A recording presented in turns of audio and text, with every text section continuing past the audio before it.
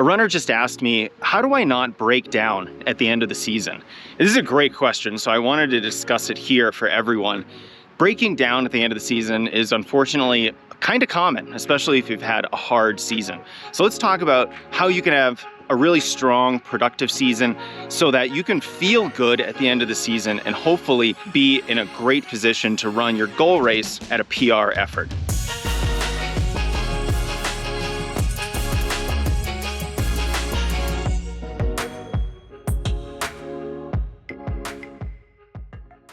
So the first thing that we have to do is actually define what breaking down really means. And it could mean three different things. It could mean getting injured. It could mean getting some mental burnout and just not having the drive to keep training that much anymore. Or it could mean overtraining syndrome. Now, these are very distinct, separate things. So obviously getting injured means that you've pushed the envelope, you've done what my college coach said, you've done too much, too soon, too fast, and you've gotten an injury. This is common, and unfortunately, this isn't something that you can always plan against because injuries are just a part of the sport. You can take a lot of precautions, but sooner or later, you're probably going to get a running injury. It's just part of the game. Now, mental burnout is a little bit different, and here is where we can really plan for this and prevent it from happening. Mental burnout is where you just lose the will to train. You've maybe been just in a very long season. Maybe you've had a season with too many races and you're just getting just a little mentally burned out from engaging with your training so much. Maybe you've just done a lot of really hard workouts so that you're just feeling a little bit fried, a little bit flat. This is when you're psychologically not ready to be as ambitious and driven with your training. You just don't really want to do it anymore. This can happen at the end of a long or tough season. Now, overtraining syndrome is like mental burnout, except it has physiological symptoms. Overtraining syndrome is really when your body is under-recovered, but you keep on training. And you are going to have physiological symptoms like an elevated heart rate. You might have even elevated cytokinase levels in your blood, which is an exercise byproduct, particularly very hard exercise. You might have higher stress hormones like cortisol coursing through your blood. A blood test is going to be really helpful at helping you determine whether or not you are actually suffering from overtraining syndrome. But let's not confuse being a little burned out with overtraining syndrome. Being burned out is a psychological phenomenon, where overtraining syndrome is a physiological syndrome that is actually affecting processes within your body that's preventing you from properly recovering, which is then preventing you from not actually adapting to the hard work that you're doing. So you're just going to get more and more run down. The only solution to overtraining syndrome is some form of rest. It might be reducing your volume. It most likely is reducing or eliminating the intensity in your training, or it might mean full rest completely, where you need 3 to 14 days off completely, and then some easier running to get your endocrine system back online and get you feeling better so you can properly recover from all that hard work that you're doing. Now, each one of these different ways in which we can break down at the end of the season require a different approach to prevent them in the first place. Now, like I said, you're never going to prevent 100% of injuries, but we can do a lot with properly structured training. That's our first line of defense against injuries. This is proper progressions of intensity and volume, an adequate amount of rest, a proper density of intensity in your training, so you're not running too much of your work at a hard effort. You can also build in a dynamic warm-up. You can add strength training to your training program. And you can do proper pacing, which is a big part of staying healthy, making sure that your easy runs are easy, you're not doing your hard workouts any harder than you have to. We want the minimum effective dose when it comes to intensity. And these are some of the most effective ways at staying healthy. Yeah, we could talk about some of the great recovery tools that are out there, but let's start with proper training. So follow a good training plan and adding strength training to your program. Those are probably the top 2 ways that you can stay healthy.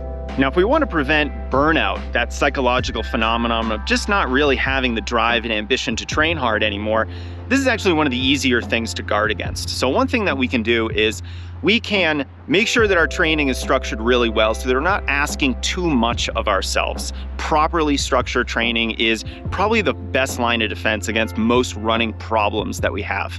But the other things that you can do that I personally love and find very helpful for me, I love to do some trail running. I like to get out in nature. I don't like to do a lot of road running where I'm just in a concrete jungle all the time. And I find that it makes the miles go by easier. I'm in a better mood, and it's just a more positive experience for me.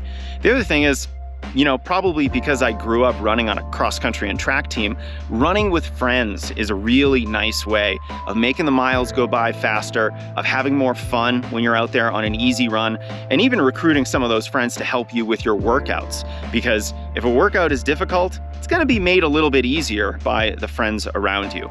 I also really like to just wear really good gear. I find that I'm more motivated to get out the door and brave the elements, whether it is hot in the summer or cold in the winter, if I have high quality premium gear. Now I am wearing some great 2XU gear right now, and they are sponsoring this video, so I want to give them a big shout out. Thank you for helping me make more of these videos, 2XU. They make some of the world's best compression garments. So right now I'm wearing the Lightspeed compression half tights. These are my favorite half tights. They've got plenty of pockets for your phone, your keys, your gels, whatever you need to store in there. And they have this light compressive effect that isn't as strong as recovery tights, so you don't want to wear these for recovery, but during a run, they're phenomenal. They feel great, like they're giving my legs a nice warm hug. And if you buy some of this really good gear, you're gonna be more excited to wear it, to put it on, to go out for your workout in this kind of a great gear. So thanks 2XU for helping you support the channel with this. I really encourage you to try out some 2XU compression gear. Go to 2XU.com and use code Jason in all caps. You can get anything on their site for 20% off with that code, except anything that's already on clearance or their wetsuits. The other thing that I really like to do to help make running a little bit more mentally easier is to make sure that I'm planning in proper recovery. And this is a big part of just staying a little bit more driven. And this can take the form of a recovery week or a down week where your volume and intensity is a little bit lower. Think of it as a mini vacation from hard training. And once that week is over, you're gonna be a little bit more physically and mentally refreshed so that at the end of it all, you're gonna be a little bit more excited to jump back into hard training. This is as much physical to allow for that recovery and adaptation as it is psychological to make sure that you're still excited about training hard. Now, overtraining syndrome is the most serious of all three of these different ways of breaking down at the end of a season.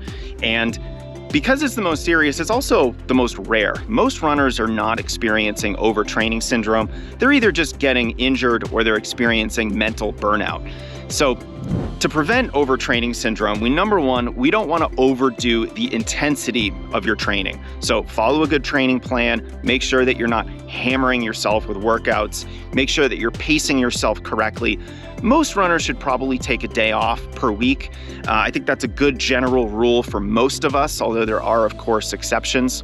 And if you're giving yourself enough recovery, you're sleeping a lot, you're pacing yourself properly all the time, and you're taking an occasional down or recovery week, not to mention structuring your training cyclically, making sure that you're not just running all the time. You're taking planned strategic breaks from running to allow yourself a more substantial amount of recovery in between seasons. Those are some of the best ways to prevent overtraining syndrome, and the benefits of that is that it's also going to help you prevent mental burnout and injuries. So it's a little bit of a panacea just to make sure that you have a really good training plan in front of you for whatever goal that you're trying to reach. So runners, I hope that your next season is your best yet. I really hope that you have as much success as you earn through your training, and I hope that you don't break down at the end of it all. So I hope this guidance was helpful for you as you plan how to stay strong at the end of a potentially long season. And thanks again to 2XU for sponsoring this video. Again, you can go to 2XU.com and use code Jason in all caps for 20% off anything on their site, excluding wetsuits, and anything else that's already on clearance. Thanks for watching, and if you did find any value in this video, make sure you hit that subscribe button.